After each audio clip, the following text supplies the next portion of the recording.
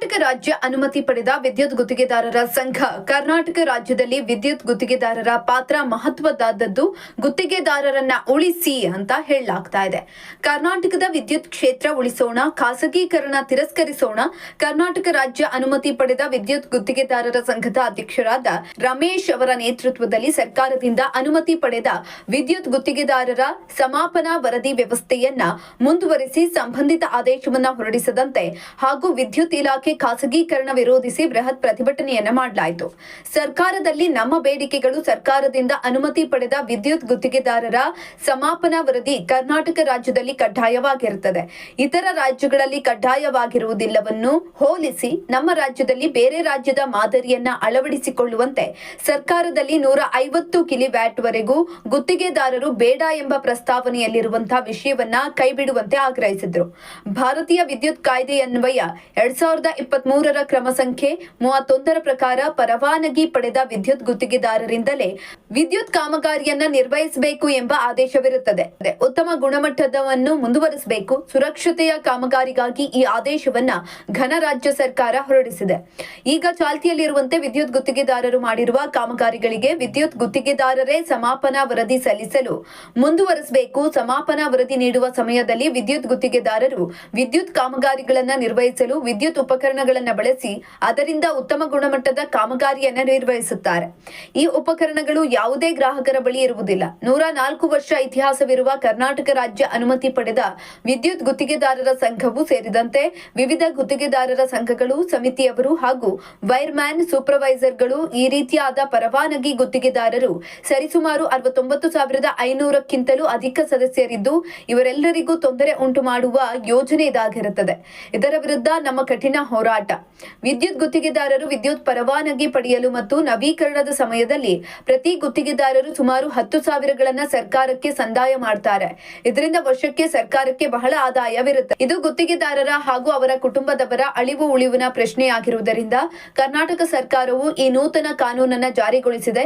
ಕರ್ನಾಟಕದಲ್ಲಿ ವಾಸವಿರುವ ವಿದ್ಯುತ್ ಗುತ್ತಿಗೆದಾರರು ಹಾಗೂ ವಿವಿಧ ಗುತ್ತಿಗೆದಾರರು ಹಾಗೂ ವೈರ್ಮ್ಯಾನ್ ಸೂಪರ್ವೈಸರ್ಗಳ ಕುಟುಂಬದ ಒಳಿತಿಗಾಗಿ ಸರ್ವ ಗುತ್ತಿಗೆದಾರರು ಸಾವಿರ ಸಂಖ್ಯೆಯಲ್ಲಿ ಭಾಗವಹಿಸಿ ಒಗ್ಗಟ್ಟನ್ನ ಪ್ರದರ್ಶಿಸಿ ಹೋರಾಟದಲ್ಲಿ ಕೇಂದ್ರ ಸಮಿತಿ ಪದಾಧಿಕಾರಿಗಳು ಹಾಗೂ ಕೇಂದ್ರ ಕಾರ್ಯಕಾರಿ ಸಮಿತಿ ಸದಸ್ಯರುಗಳು, ಬೆಂಗಳೂರು ನಗರ ಜಿಲ್ಲಾ ಹಾಗೂ ಗ್ರಾಮಾಂತರ ಜಿಲ್ಲೆಯ ಪದಾಧಿಕಾರಿಗಳು ಮತ್ತು ಕಾರ್ಯಕಾರಿ ಸಮಿತಿ ಸದಸ್ಯರುಗಳು ಪಾಲ್ಗೊಂಡು ಹೋರಾಟವನ್ನ ಯಶಸ್ವಿಗೊಳಿಸಿದ್ರು. ಇನ್ನು ವಿದ್ಯುತ್ ಗುತ್ತಿಗೆದಾರರ ಸಂಘದ ಅಧ್ಯಕ್ಷರಾದ ಶ್ರೀ ಸಿ ರಮೇಶ್ ರವರು ಪ್ರತಿಭಟನೆ ಕುರಿತು ಹಾಗೂ ಗುತ್ತಿಗೆದಾರರ ಸಮಸ್ಯೆಗಳನ್ನ ತಮ್ಮ ಬೇಡಿಕೆಗಳ ಬಗ್ಗೆ ಕೆಪಿಟಿಸಿಎಲ್ ವ್ಯವಸ್ಥಾಪಕ ನಿರ್ದೇಶಕರಾದ ಡಾಕ್ಟರ್ ವಿ ರಾಮ್ ಪ್ರಸಾದ್ ಮನೋಹರ್ ಅವರಿಗೆ ಸಂಪೂರ್ಣ ಮಾಹಿತಿ ನೀಡಿ ಮನವಿ ಮಾಡಿದ್ರು. ಕೆಪಿಟಿಸಿಎಲ್ ವ್ಯವಸ್ಥಾಪಕ ನಿರ್ದೇಶಕರಾದ ಡಾಕ್ಟರ್ ವಿ ರಾಮ್ ಪ್ರಸಾದ್ ಮನೋಹರ್ ರವರು ಅತಿ ಶೀಘ್ರದಲ್ಲಿ ಸಭೆ ಕರೆದ್ರು. ನಿಮ್ಮ ಸಮಸ್ಯೆಯನ್ನ ಬಗೆಹರಿಸುವುದಾಗಿ ಹೇಳಿ ಮನವಿ ಪತ್ರವನ್ನ ಸ್ವೀಕರಿಸಿದ್ರು. ಅದರ ನಂತರ ನಾವು ಚರ್ಚೆ ಮಾಡೋಣ. ನಾನು ಮೊದಲಿಗೆ ಮಾನ್ಯ ವ್ಯವಸ್ಥಾಪಕ ನಿರ್ದೇಶಕರಲ್ಲಿ ರಾಜ್ಯದ ಗುತ್ತಿಗೆದಾರರು, ರೈತರು ಹಾಗೂ ಗ್ರಾಹಕರ ಪರವಾಗಿ ನನ್ನ ಮನವಿಯನ್ನ ಹೇಳ್ತಾ ಇದ್ದೀನಿ. ಸರ್, ಈಗಾಗಲೇ ತಮಗೆ ಗೊತ್ತಿದೆ, ಖಾಸಗೀಕರಣವನ್ನ ಟಾಟಾ ಕಂಪನಿಯವರಿಗೆ ನೀಡಲು ಉದ್ದೇಶಿಸಿದ್ದು.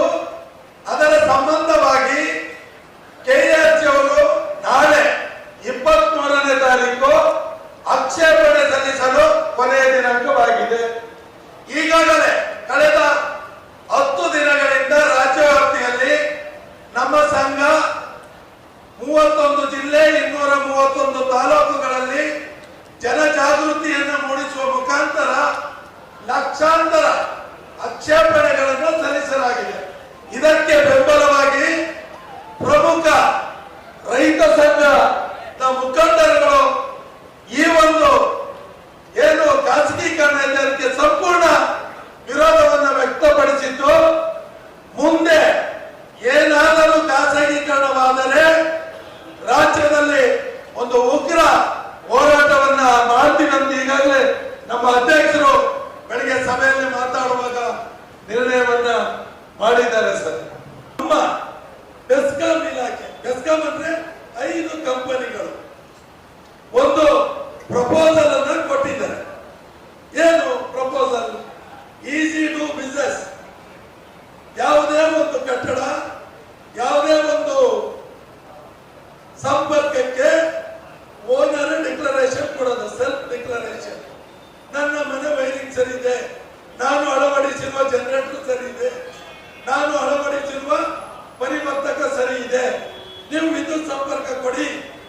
ಇದು ಗುಡ್ ಮೆಥಡ್ ಅಂತ ನಿಮ್ಮ ಅಧಿಕಾರಿಗಳು ಈಗಾಗಲೇ CS ಅವರಿಗೆ ಪ್ರಪೋಸಲ್ ಅನ್ನ ಕೊಟ್ಟಿದ್ದಾರೆ. ಇದು ಸಾಧ್ಯನಾ? ನನಗೆ ಹೊಟ್ಟೆ ನೋವು ಬಂದ್ರೆ ಡಾಕ್ಟರ್ ಹತ್ರ ಹೋದ್ರೆ ಅವನಿಗೆ ಈ ಮೆಡಿಸಿನ್ ತಗೊಂತ ಬರ್ಕೊಡೋದು.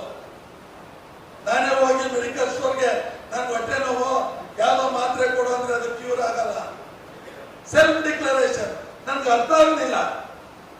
ನೀವು Maharashtra, Tripura, Gujarat, Delhi, okay, welcome, easy to business. ಯಾರಿಂದ ಲೇಟ್ ಆಗ್ತಾ ಇದೆ ತಮಗೆ ಗೊತ್ತಿರಲಿ ಸರ್. ಒಂದು ಗ್ರಾಮಾಂತರದಲ್ಲಿ ಒಂದು ವಿದ್ಯುತ್ ಸಂಪರ್ಕ 1 ಕಿಲೋವಾಟ್ ಇರುವಂತ ಒಂದು ಮನೆಗೆ ವಿದ್ಯುತ್ ಸಂಪರ್ಕವನ್ನ ಅಪ್ಲೈ ಮಾಡಿದ್ರೆ ನಿಮ್ಮ ಕಾನೂನಲ್ಲಿ ಹೇಳ್ತದೆ 3 ದಿನದಲ್ಲಿ ವಿದ್ಯುತ್ ಸಂಪರ್ಕ ಕೊಡ್ತೀವಿ ಅಂತ. 30 ದಿನ ಆದ್ರೂ ವಿದ್ಯುತ್ ಸಂಪರ್ಕಕ್ಕೆ ಅನುಮೋದನೆ. ಕರ್ನಾಟಕ ರಾಜ್ಯ ಅನುಮತಿ ಪಡೆದ ವಿದ್ಯುತ್ ಗುತ್ತಿಗೆದಾರರ ಸಂಘದ ಪರವಾಗಿ ಇವತ್ತು ಏನು ಫ್ರೀಡಂ ಪಾರ್ಕ್ ನಲ್ಲಿ ತಾವು ಏನು ಪ್ರತಿಭಟನೆ ಮಾಡ್ತಿದ್ದೀರಾ, ಈ ಒಂದು ಪ್ರತಿಭಟನೆ ಸಮಯಕ್ಕೆ ಶ್ರೀ ರಮೇಶ್ ಅವರು ರಾಜ್ಯ ಅಧ್ಯಕ್ಷರು ಅವರ ಮತ್ತು ಅವರ ತಂಡದವರ ಒಂದು ಸಮ್ಮುಖದಲ್ಲಿ ತಾವೆಲ್ಲರೂ ಕೂಡ ಈ ಒಂದು ಪ್ರತಿಭಟನೆ ಮಾಡ್ತಾ ಇದ್ದೀರಾ. ಕರ್ನಾಟಕ ಸರ್ಕಾರದ ಪರವಾಗಿ ತಮ್ಮ ಮನವಿಯನ್ನು ಇವತ್ತು ಸ್ವೀಕಾರ ಮಾಡಕ್ಕೆ ಬಂದಿದ್ದೇವೆ.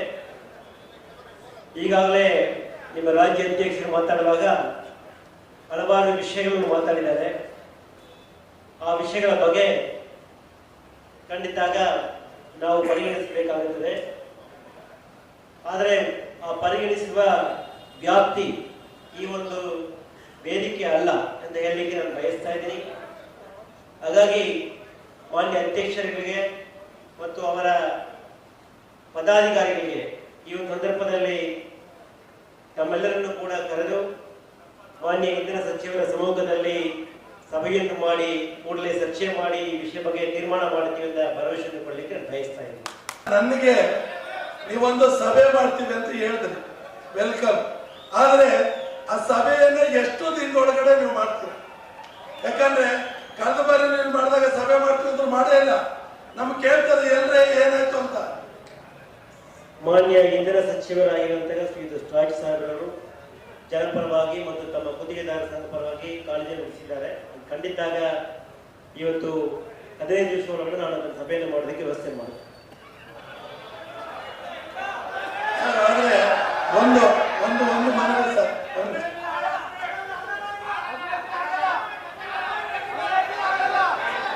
ನೀವೇ ಮಾತಾಡಿ.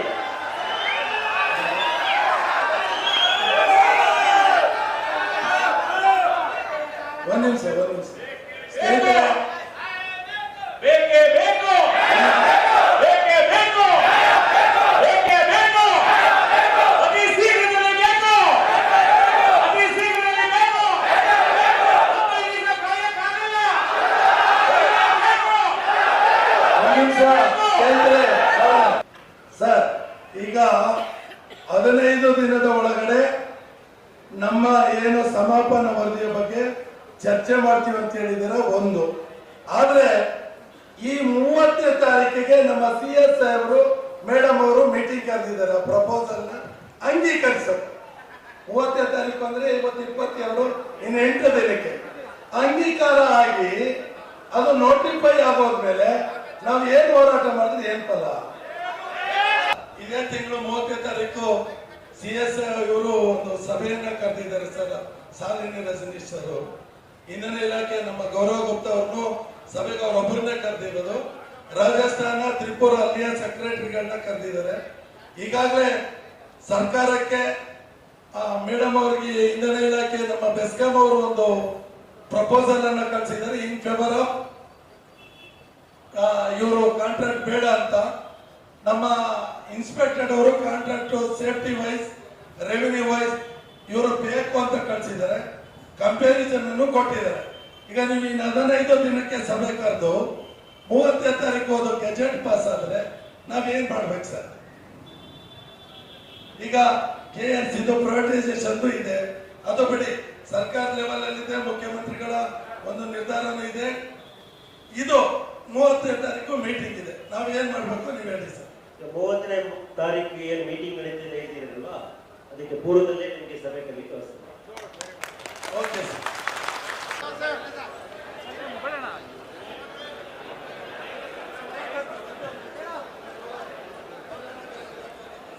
ರೈತ ಸಂಘದ ಅಧ್ಯಕ್ಷರು ಎಲ್ಲರೂ ಮಾಹಿತಿ ಕೊಟ್ಟಿದ್ದಾರೆ ಸರ್. ದಯವಿಟ್ಟು ನೀವು ಹೇಳ್ದಂಗೆ 27 ಒಳಗಡೆ ಸಭೆ ಆಗ್ಬೇಕು.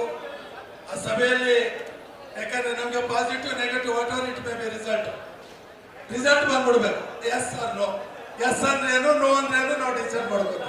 ದಯವಿಟ್ಟು ಸರ್ ಪ್ಲೀಸ್. Thank you. ಧನ್ಯವಾದ. ಬೇಡಿಕೆ ಏನು ಇಟ್ಟಿರೋದೇ ಎರಡೇ ಬೇಡಿಕೆ. ಒಂದು, ಖಾಸಗೀಕರಣ ಬೇಡ. ಎರಡು, ಏನು ವಿದ್ಯುತ್ ಗುತ್ತಿಗೆದಾರರ ಅಸ್ತಿತ್ವ ಇದೆ ಅದು ಮುಂದುವರಿಬೇಕು.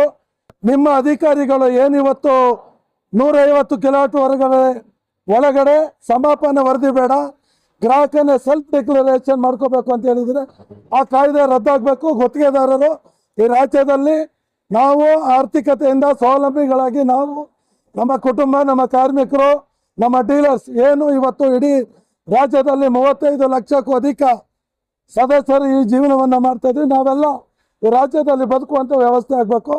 ಈ ಬದುಕಿಗೆ ಏನಾದರೂ ಧಕ್ಕೆ ಆದರೆ ನಾವು ಉಗ್ರ ಹೋರಾಟವನ್ನು ಮಾಡ್ತೀವಿ.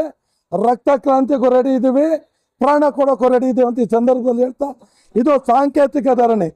ಇವತ್ತು ಸರ್ಕಾರದವರು ಬಂದು ನಮ್ಮ ಮನವಿಯನ್ನು ಆಲಿಸಿ ಕೂಡಲೇ ನಮಗೆ ಪರಿಹಾರವನ್ನು ಕೊಟ್ಟಿಲ್ಲ ಅಂದರೆ ಮುಂದಿನ ದಿನಗಳಲ್ಲಿ ಈಗಾಗಲೇ ನಾವು ರೈತ ಮುಖಂಡರ ಜೊತೆ ಚರ್ಚೆ ಮಾಡಿದ್ವಿ, ಉಗ್ರ ಹೋರಾಟವನ್ನು ಮುಂದಿನ ದಿನಗಳಲ್ಲಿ ಮಾಡ್ತೀವಿ. ನಮಗೆ ನಂಬಿಕೆ ಇದೆ, ಇವತ್ತಿನ ಏನು ಮುಖ್ಯಮಂತ್ರಿಗಳಿದ್ದಾರೆ ಅವರ ಹೇಳಿಕೆ ಸಂಘಟನೆ ಗುರಿ ತಾಳ್ಮೆ, ಸಂಘಟನೆ ಗುರಿ ತಾಳ್ಮೆ ಇದ್ರೆ ನಾವು ಸಕ್ಸೀಡ್ ಆಗ್ಬೋದು ಅಂತ. ಈಗ ಅವರು ಅದನ್ನು ಸಕ್ಸೀಡ್ ಆಗಿದ್ದಾರೆ. ಸಂಘಟನೆ, ತಾಳ್ಮೆ ಮತ್ತು ಗುರಿಯಿಂದ ನಾವು ಅವರ ಪಾಲಿಸಿಯನ್ನು ಇಟ್ಟು ಕೆಲಸವನ್ನು ಮಾಡ್ತೀವಿ. ಇದೆ ಅದು ಕ್ಯಾನ್ಸಲ್ ಮಾಡಿದ್ರೆ ನಮ್ಮ ಅಸ್ತಿತ್ವನೇ ಇರಲ್ವಲ್ಲ. ಈಗ ನಿಮ್ಮ ಮನೆ ಕಟ್ತೀರಾ, ಒಂದು ಜನರೇಟರ್ ಹಾಕ್ತೀರಾ, ನೀವೇ ಡಿಕ್ಲೇರ್ ಮಾಡ್ಕೋತೀರಾ ಕರೆಕ್ಟಾಗಿದೆ ಅಂತ? ನೀವು TV ಮೀಡಿಯಾ ಅವರು ಇದ್ದೀರಾ, ಈ ಕೆಲಸ ನೀವು ಮಾಡ್ಬೇಕು, ನಾನು ಮಾಡಿದ್ರೆ ಆಗ್ತದ? ಡಾಕ್ಟ್ರು, ನಾನು ಹೊಟ್ಟೆ ನೋವು ಬಂದರೆ ಡಾಕ್ಟ್ರ್ ಹತ್ರನೇ ಹೋಗ್ಬೇಕು. ನಾನು ಹೊಟ್ಟೆ ನೋವು ಬಂದಿದ್ದೆ ಮೆಡಿಕಲ್ ಶಾಪಲ್ಲಿ ಹೋಗಿ ಮೆಡಿಸಿನ್ ತೊಗೊಳಕ್ಕಾಗ್ತದ? ಯಾವ್ಯಾವ ವೃತ್ತಿಯನ್ನು ಯಾರ್ಯಾರು ಮಾಡಬೇಕು ಅವರೇ ಮಾಡಬೇಕು. ಈಗ ಸರ್ವೆ ನಮಗೂ ಗೊತ್ತಿದೆ, ಸರ್ವೆ ಮೆಜರ್ಮೆಂಟ್ ಮಾಡೋದು, ಸರ್ವೆನ ಆ ಸಂಬಂಧಪಟ್ಟಂತಾರೆ ಮಾಡಿದ್ರೆ ಅದಕ್ಕೆ ಒಂದು ಬೆಲೆ. ಏನು ಇವತ್ತು ಪತ್ರಕರ್ತರಿದ್ದಾರೆ ಅದಕ್ಕೆ ಆದ ಒಂದು ಎಜುಕೇಷನ್ ಇದೆ, ಅವರು ಆ ಹುದ್ದೆ ಮಾಡಬೇಕು. ಅವರವ್ರ ಹುದ್ದೆಗಳನ್ನ ಈ ಸರ್ಕಾರ ಗೌರವಿಸ್ಬೇಕು. ನಾವು ಬದುಕಕ್ಕೆ ವ್ಯವಸ್ಥೆ ಮಾಡ್ಕೊಡ್ಬೇಕು. ನಮ್ಮ ಪಾಲಿಸಿ ಏನು DK ಶಿವಕುಮಾರ್ ಅವರ ಜೀವನದಲ್ಲಿ ನಡೆದು ಬಂದಿದ್ದಾರೆ ಅದನ್ನು ನಾವು ಅಳವಡಿಸ್ಕೊಂಡಿದ್ದೀವಿ. ಅದಾಗಿಲ್ಲ ಅಂದರೆ ನಾವು ಮುಂದಿನ ದಿನದಲ್ಲಿ ಹೋರಾಟವನ್ನು ಮಾಡ್ತೀವಿ ಅದ್ದೂರಿಯಾಗಿ.